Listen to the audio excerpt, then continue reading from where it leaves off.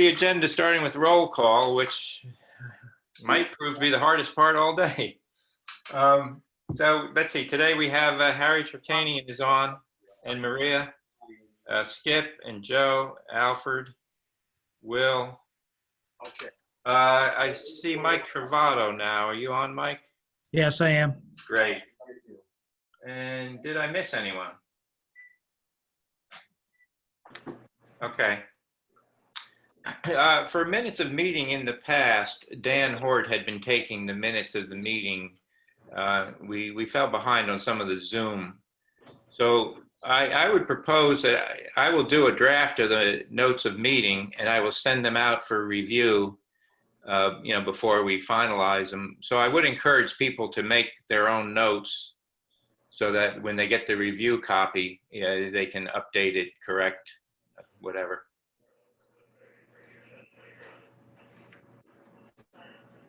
So the next thing is really probably the most important item on the agenda is this Army Corps of Engineer permit, and more specifically the issue with National Marine Fisheries. The Corps continues to be an advocate for us, which is good, but we need to get to the table with the Corps and with Marine Fisheries, and of course GEI for continuity. One of the things I really want to push for is to find out what exactly Marine Fisheries is hanging their hat on. I've heard that the 50-year rule, it's been more than 50 years since we dredged the South Mooring, and therefore it's new dredging. I've heard issues relating to the life of some mud daubers, as it were. So I think we really need to find out exactly what their concerns are and which ones are actually legitimate. It's easy to throw out, well, it's been a long time, it's been over 50 years, but there may not be a regulation that says that. Any more thoughts on that? No, it's definitely a top one, and Yeah. they're pretty stringent because there is couple former NMFS people that were with the group in this area. There's one that's on the Cape that was with NOAA, and there was one in New Bedford that also, he worked out of there. So there are people that I could contact once we find out what's going on to do some politicking. Skip, in the meantime, if you could formulate the names of those people so that we have a bit of a Rolodex as we formulate our detailed strategy, that would be part of, okay, here's a resource and this is how we could utilize that resource. But we won't reach out until we come up with a detailed plan. Got it. Yeah, one I just got last night. Okay. The other part of the strategy has been to demonstrate that the mooring area has always been a mooring area, and we've been trying to get aerial photos or photos, but especially aerial photos, to demonstrate that over the years. In a perfect world, starting in 1957. Will, have you received any photos? We had posted requests online that they be sent to the marina. Has anybody furnished those photos to you?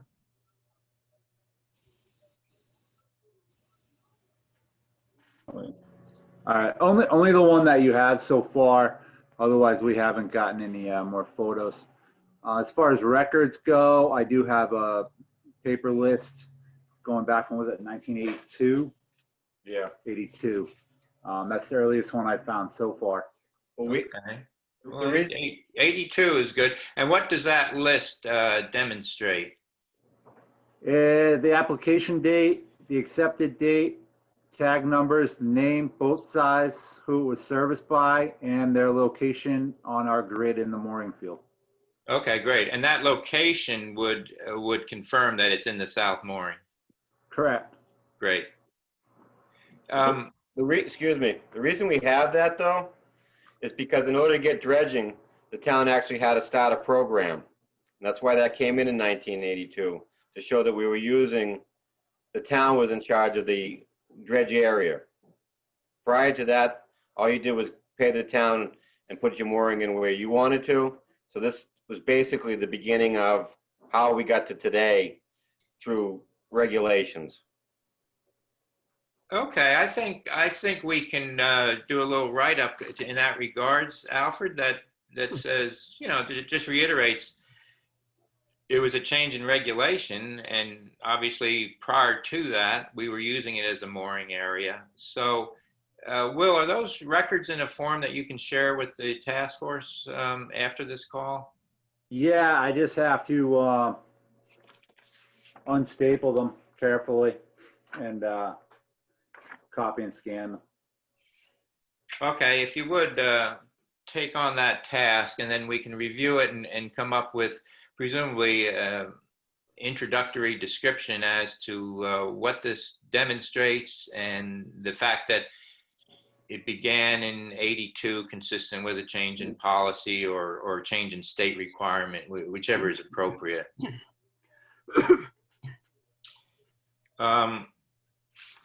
Do we have any other resources for aerial photos? What I can do is, there were some people that I reached out to. Jill didn't have any, but she gave me some references for people that had flown with her husband. So I reached out to them, but I don't know. I guess they didn't respond if you didn't get anything from them, Will. So I will reach out to those people again, but I ask everyone else, are there any other resources that we can push to provide photos? Chris, can I interrupt Chris? for a moment? Yes. I'm surprised you only got one photograph. There were a lot posted. We requested on Facebook. There were quite a few. I would say like, well, 3 to 5 at least that were really good. And I know I sent 1 or 2 to, you know, the Marina email. I'm surprised we haven't gotten any. So I will go back to Facebook today and see if I can find them, and maybe I'll send them to you rather. Maybe, I don't know. I thought there were quite a few photographs. Yeah, if you would, if you don't mind, copy me, but send them to the address we provided for the Marina. And Yeah, although I did send them to the address, Oh. Marina, and it doesn't seem like they got there. So Okay. I'll do both. Okay, very good. Joe, you were going to say something as well. Yeah, I learned that Kevin Coakley's having difficulty signing on. And I just emailed him the link to sign on. Courtney, I don't know if you can help facilitate that. He either has to use the link or go to zoom.us and manually enter the meeting ID and password. I can't really do anything on my end until I see him join.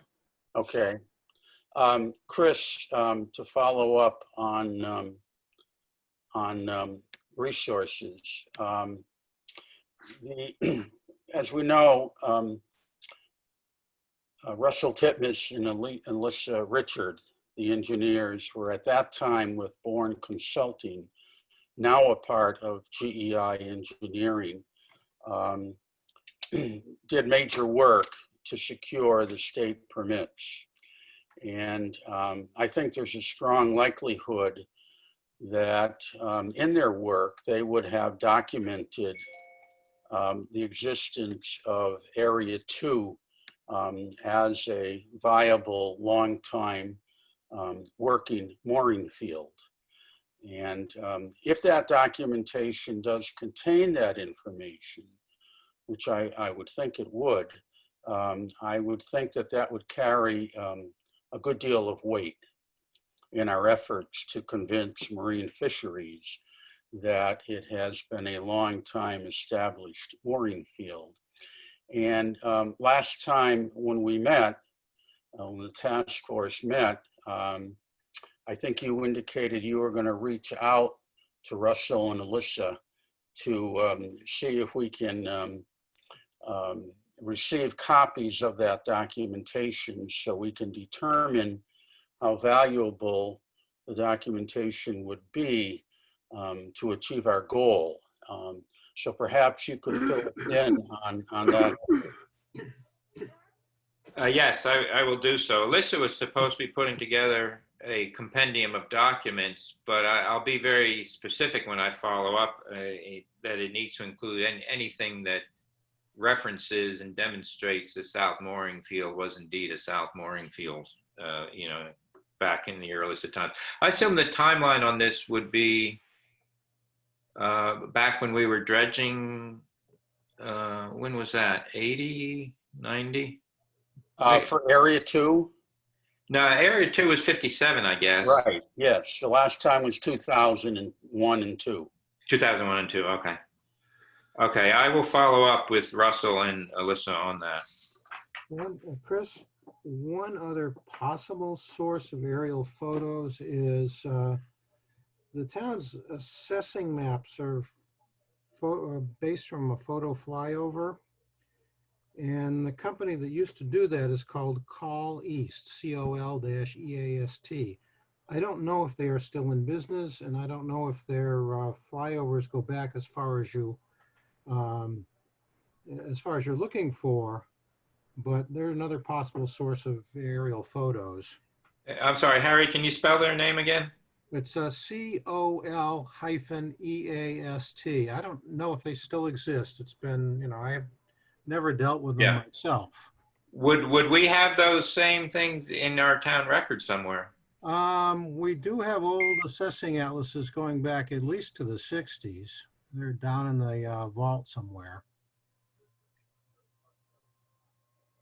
Okay, let's do this. I will search for Coal East, but let's anticipate what would it take for us to get down into cold storage? Talk to the clerk. Okay. It looks like Cole East is still in business out of North Adams. That sounds about right.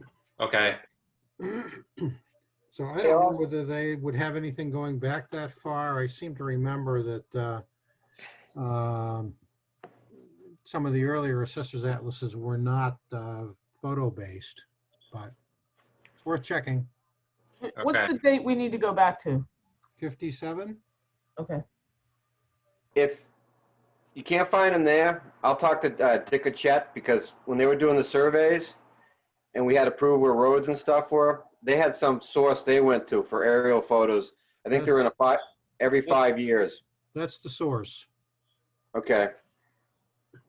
Underneath the desk, also in the town hall assessor's office, there's a trash can that's holding a bunch of old maps. I think there's some photos in there of that area too. Upstairs, Harry. There's a little known detail, huh? I'll look today.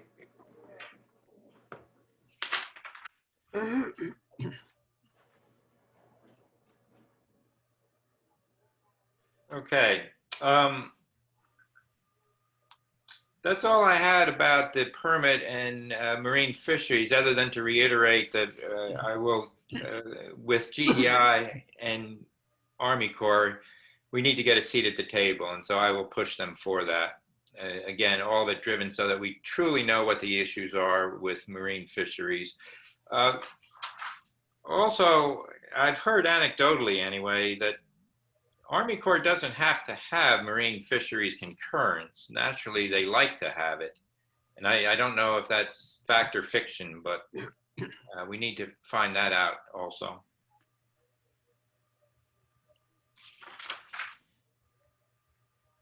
Okay, the next item I had was about political support and identifying additional resources. If I can inject Yes. before we move on, as I know we have some new folks in our meeting now. I think it's significant to bring everybody up to date on a bit of process here, that the position of national marine fisheries as of this moment is that they would not allow the town of Wellfleet to have a seat at the table for these discussions about the issue of Area 2, the mooring field. And the GEI point person indicated to me that at this point, they're refusing that. They only want to deal with the Army Corps. And as I shared in our last meeting, I think one of our goals is to, as we move ahead, to duplicate the process that was so successful for us last time around with the original dredging committee to secure the state permits. And that was for the town to have representatives at the table for all of these important discussions.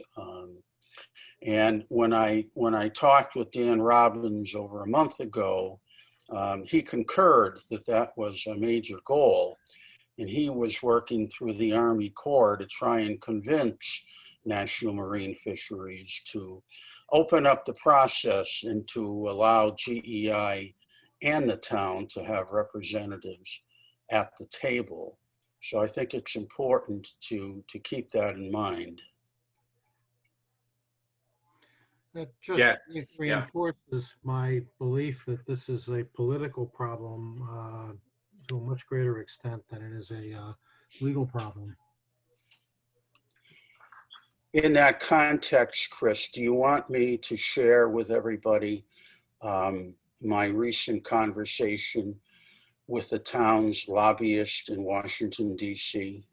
Yes, that would be good. Okay. It's actually a very good segue into what'll take us into the next category, but let's do it now, Joe. Okay. In the past, the town secured the services of a Washington, D.C. lobbyist, one of whose specialties is representing cities and towns on the East and West Coast who are attempting to secure dredging funds. And I think we know that he provided a valuable service in the past, and without his efforts in opening the doors for us that he did, we would not have been able to secure the federal funding to dredge the channel. So I ran all this by him and asked his thoughts.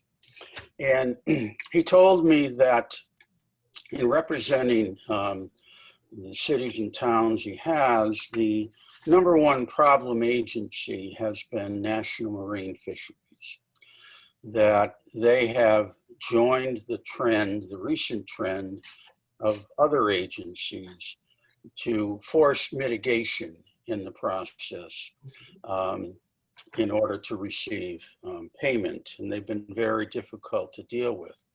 He agreed that it is very much a political process. And given the fact that this agency is a federal agency, as we have done in the past successfully, it would seem that we would want to utilize the services of members of our congressional delegation. What's the name of the lobbyist? Ray Bucheger. Could you say his last name again? I'm sorry. It's Bucheger, Bucheger. And I cultivated a relationship with him over 5 years before the town signed on with him, and found him to be a real straight shooter and have integrity. And I think everybody agreed he served the town well. And so what he offered was that the timing is not good right now. We don't know who our U.S. senator is going to be, Kennedy or Markey. There might possibly be a change in administration on November 3rd.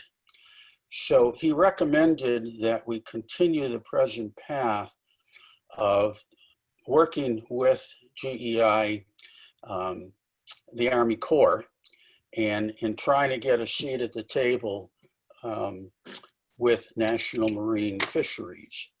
He also informed me that there is an agency in the White House that the town can appeal to if National Marine Fisheries' decision is not to our liking. And his experience has been in the past that that agency from time to time will overrule National Marine Fisheries in favor of the city or town.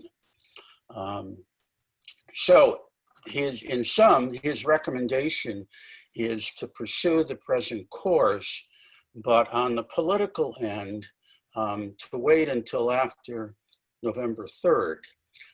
Specifically, if there is a change in administration, there will be a new Assistant Secretary of the Army who oversees the Army Corps of Engineers. And that would be another avenue to pursue as the Army Corps works with National Marine Fisheries. So that was his recommendation. So we'll certainly keep an eye on November 3rd and with the idea of reaching out to him shortly thereafter. I suspect, Chris, that you'll know by after the state primaries who the senator is going to be from Massachusetts, because whichever one wins, Kennedy or Markey, they're going to win the general election. Oh, yes. No, understood at the state. Agreed. So this issue that with marine fisheries, I feel like we should at least bring it to the attention of Julian and Sarah, as well as whoever the U.S. Senator will be. Any thoughts on A, doing that, and B, the timing of it? Well, I think it should be in the near future to, at a minimum, inform them of our status, because we know that Area 2 hopefully is going to be jointly funded by the town and the state. And they are key players in terms of securing state money for the town. We know that in 2002, it was 50-50% cost share. I'm sorry, 75% state, 25 town. The state has not made a commitment to date what that percentage would be. And I suspect the thinking may very well change, because the state is now having some financial demands because of the COVID virus situation. So I do think we should inform them about our present situation, and also seek their counsel and as we go ahead.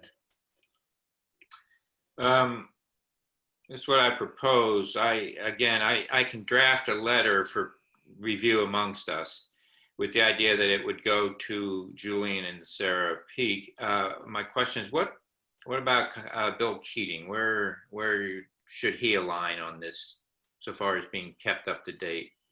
Well, it would be good to include him. In the past dredging meetings, he has always sent one of his aides. That has been very helpful. And we know he's not going anywhere in the near future. So it certainly would be good to include him. Okay.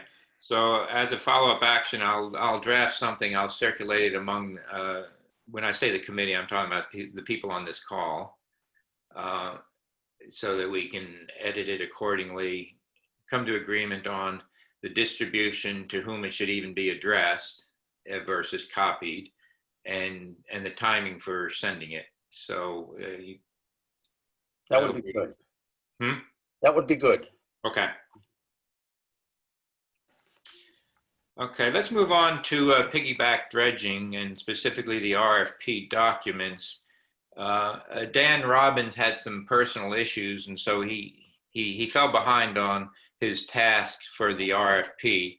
He owes us an estimate on what it would take for GEI to pull together the documents to do an RFP. But he said he would get us that in the next few days. And so as soon as we get that, we can review it and presumably release them on that. As part of previous discussions on RFP documents, Mike Travato, I think you were going to search to see if the town had any documents that would be appropriate or necessary for us to include in our RFP. Have you been able to come up with any such documents? I'm trying to recall what documents you're referring to, but if they are contracts or agreements with the consultant, that's certainly something we have, standard contracts for. Yeah, no, I was thinking more documents and or language that would be in the RFP to go out to the piggyback dredgers, covering things, be it insurance requirements or indemnifications, typically items like that that would indemnify the town. Harry, maybe you have some insight into this. Well, typically those things are pretty project or industry specific, in the sense that, I don't know what you need for insurance requirements, for example. Certainly you want liability coverage, but, a lot of that, typically would come from an engineer. I know when we did the police station, a lot of the contract itself was prepared by the architect and then reviewed by town council. And that was the process.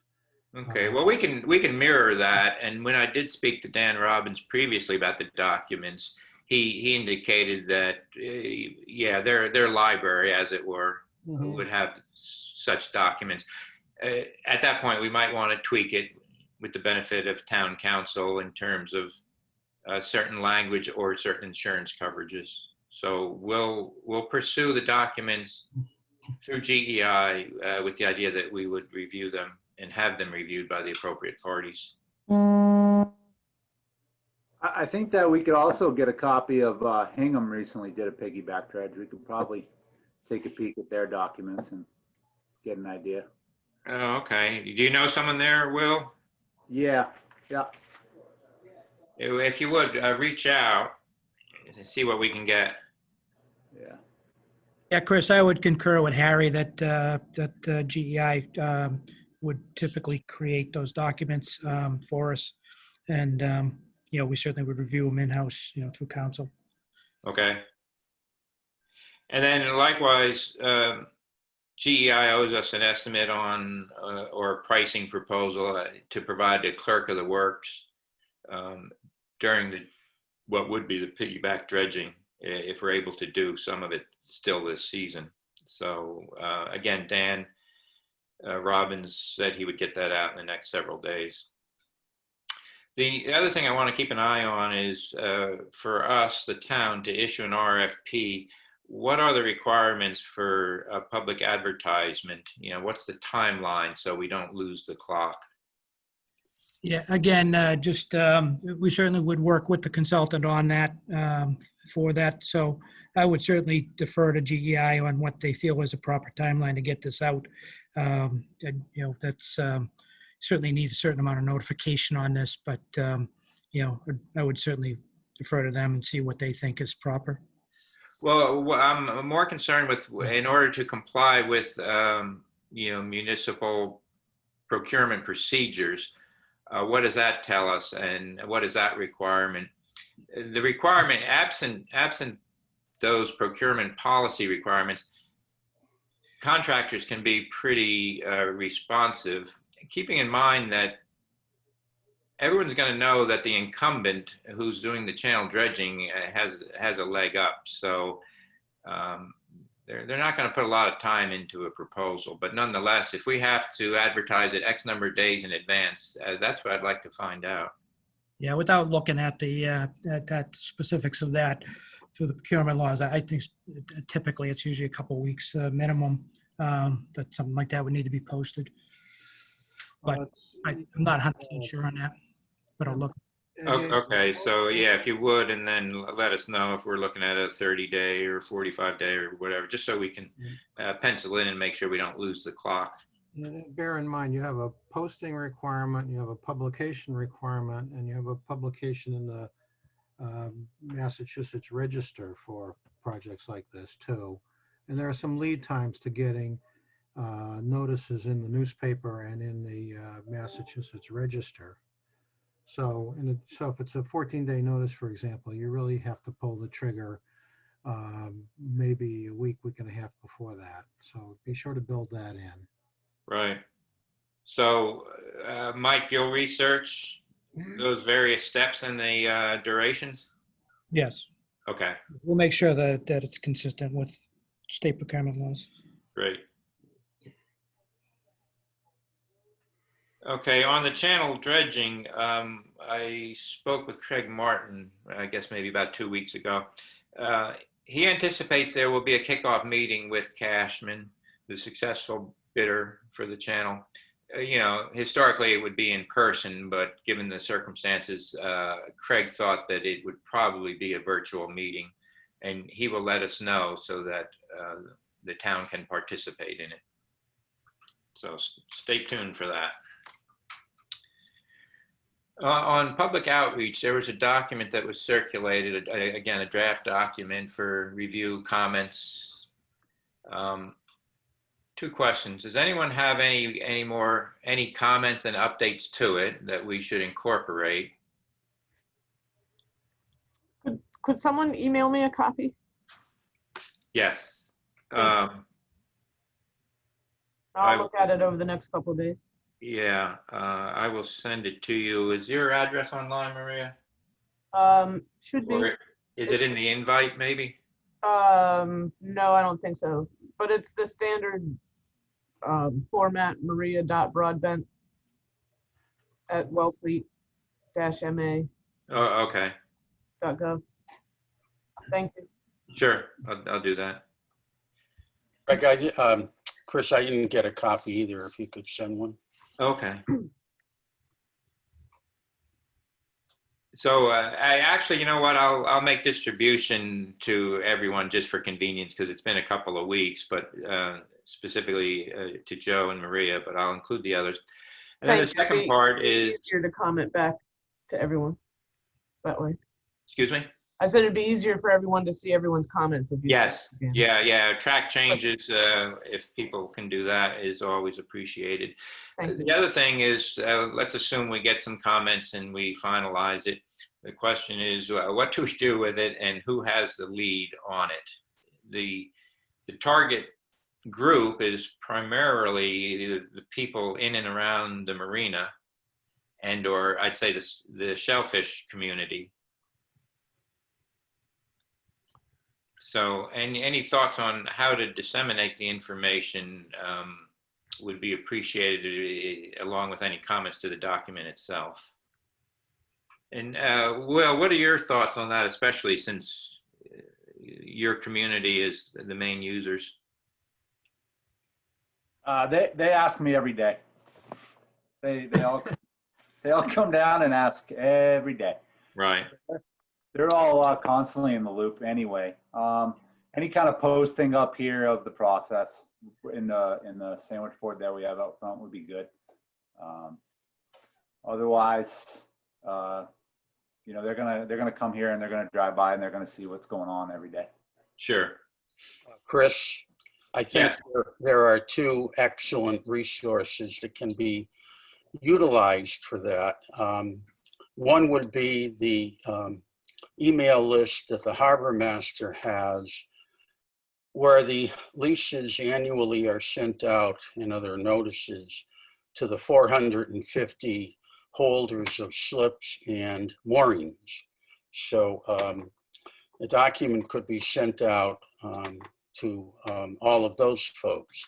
The other resource I think is worth pursuing is the Shellfish Warden's email list, covering the entire shellfish community and other interested parties. And I'm sure she would be happy to disseminate that. Okay, and so we'll finalize the document and make it available for that distribution as well as yeah, handout and posting down at the marina. That actually takes us into communication, points of contact, and some other thoughts that I had. One of which, and just this morning alone, we've identified several follow-up actions that we need to take. I'm going to resurrect the action item list with dates, and for those who are newer to the committee, it's just a running list of stuff that we have to do, who's responsible, and when's it going to be done. So it helps provide structure and guidance to getting all these tasks done. So and then procedurally what I did is when items were closed, I would just hide the row, keep it on the list, but not make the list so overwhelming by including items that have already been performed and closed. So like I said, I'll resurrect that. I also will increase the frequency of communication, as I alluded to earlier, with GEI and with the Corps and marine fisheries, and then distribute all that information to this group as well, so that everybody stays update at a more detailed level, and at least then everybody has the information, and they don't need a translated version of it. It's just in its raw form, so to speak. Good. We talked about the political, and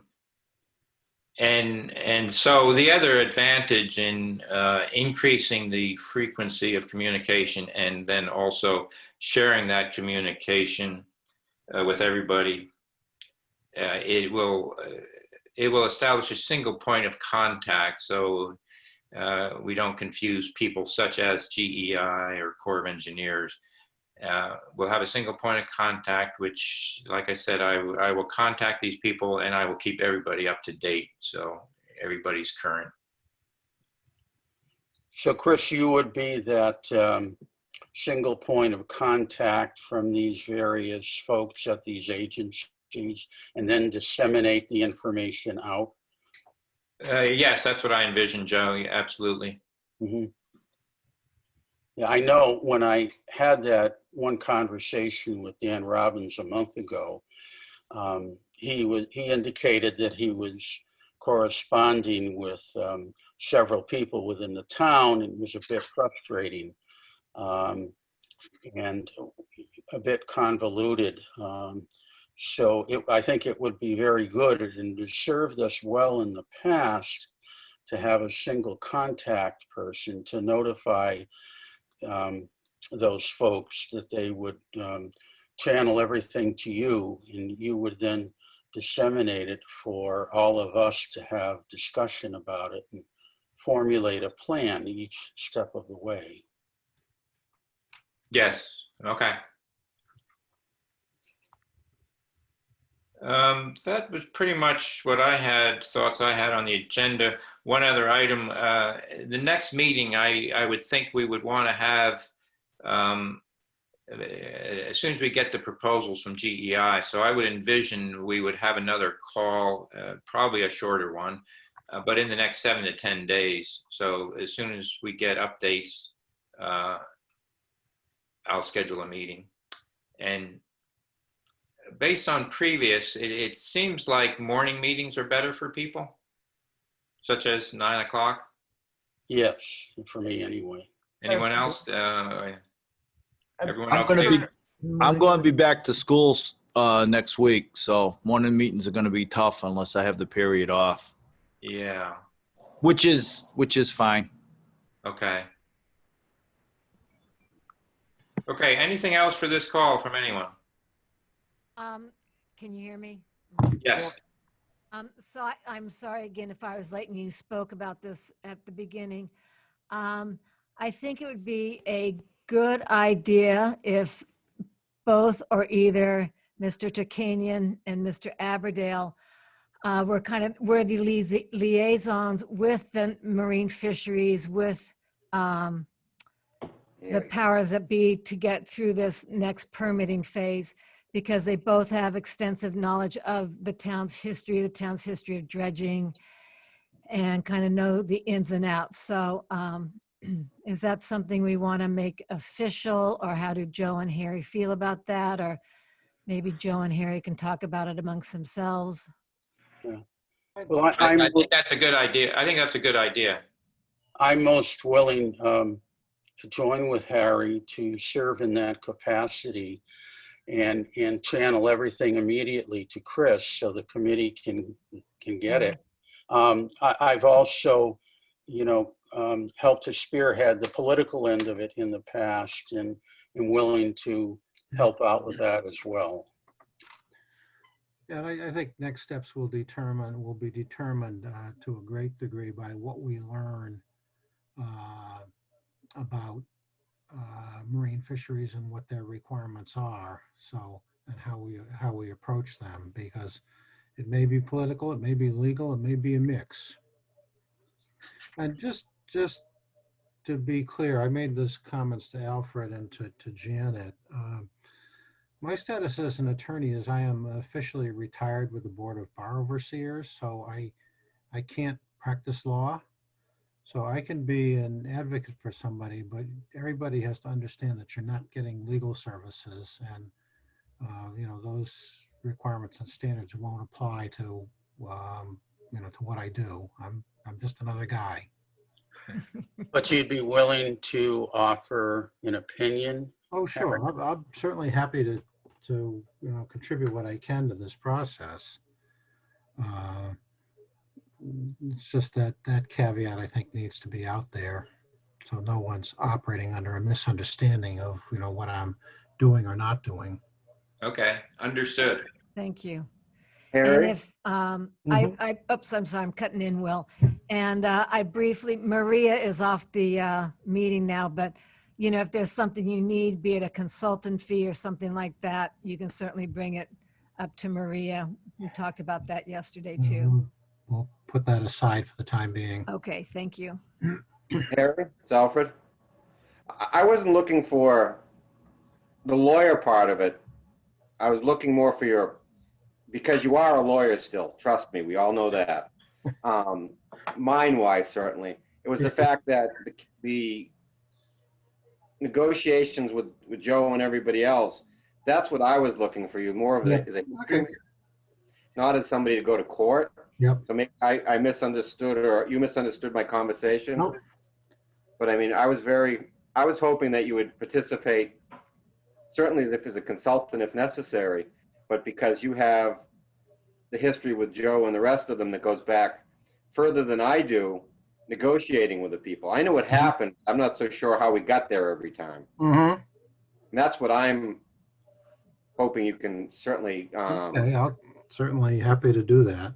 That's you see where I'm at. And if I thought I was looking for the legal part of it, maybe the legal mind, because when you talk to these people, that helps, but not as far as being a lawyer for us. Okay. Yeah, I think it's helpful to draw on the history. Harry and I navigated those difficult, murky waters last time around to secure the state permits, and I think that process will serve us well as we go forward. All right, that sounds good. I think I'm going to leave the meeting. I think we're done. Does anyone have anything else? I'm going to add one more thing, because I don't think Senator Markey was mentioned as much as he should be. Supposedly, he is the one who got us the dredging funding. So on that letter that you're writing, Chris, Senator Markey should be foremost.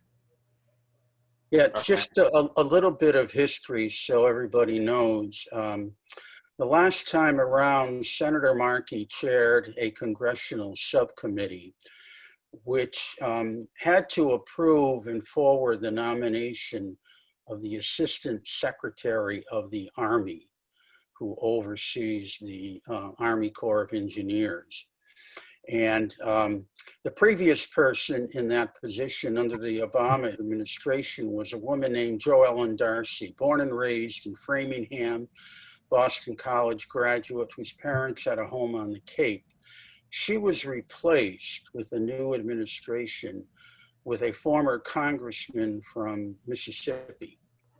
And in his approval process of his nomination, he had a lengthy meeting with Senator Markey, who impressed upon him the need to fund Wellfleet. And that was a key piece that our lobbyist was involved in coordinating as well. So I support what Janet has said, that he has been a key player and I think would continue to be a key player along with Senator Warren and Congressman Keating. Okay. Okay. Have a good day, everybody. Yes, Thank you, likewise. Harry. And again, thank you everyone for joining this morning. Thank you, Chris, and thank you, Courtney. And thank you, Chris, and the whole committee, Joe, Skip, Mike, Kevin, William, Bill. Okay, Thank you. thank you, guys. Okay. Nice job, Janet. All the Thank you. names.